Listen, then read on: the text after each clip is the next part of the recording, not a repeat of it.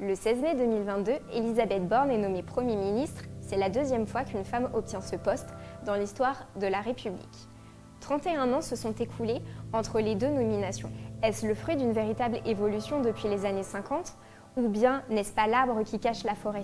Si le sujet de la femme dans la société et le sujet de la femme dans l'entreprise sont liés, mon étude porte sur la place des femmes en tant que chef d'entreprise. Pour être le plus précis sur cette étude, je suis partie sur la définition que donne la Banque mondiale du mot « entreprendre ». Je cite. Il s'agit d'une personne physique ou morale responsable d'une activité économique représentant le maillon d'une chaîne. Mon étude porte sur les personnes physiques. Il est aisé d'établir la chronologie de l'avancée des droits tout au long du XXe et XXIe siècle.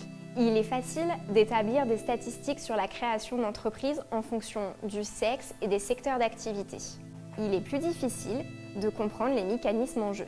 2% des femmes qui travaillent dans le secteur de la construction peut nous renvoyer dans l'imaginaire contraint de l'enfance. Selon la citation de Ludmila Ulitskaya, connaissez-vous la différence entre l'éducation et l'expérience? L'éducation, c'est quand vous lisez tous les alinéas d'un contrat. L'expérience, c'est ce qui vous arrive quand vous ne le faites pas. Il est donc important de préciser ma démarche via ma problématique. Nous observons que l'entrepreneuriat n'est pas exclusivement réservé aux hommes. Dans les faits, s'agit-il d'une tendance inscrite dans le temps ou bien d'une dynamique éphémère? Il ne s'agit pas de réinventer l'eau chaude. Je m'appuie sur les travaux et la méthodologie universitaire pour mener à bien cette étude. Dans cette optique, j'ai eu besoin de rencontrer et interviewer 3 femmes chefs d'entreprise dans 3 domaines d'activités différentes, tels que la beauté, la métallurgie, le conseil. Vous pourriez objecter.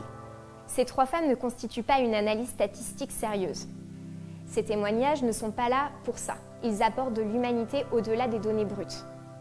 Les résultats de l'étude? Bonne ou mauvaise surprise?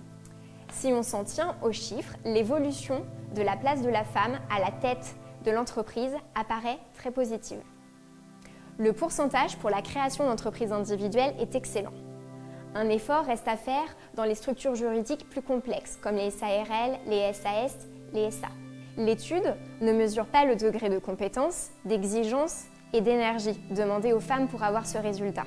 Je tiens à citer une deuxième personne, Françoise Giroud, pour résumer cette problématique. Je cite et conclus. La femme serait vraiment égale de l'homme le jour où, à un poste important, on désignerait une femme indépendante.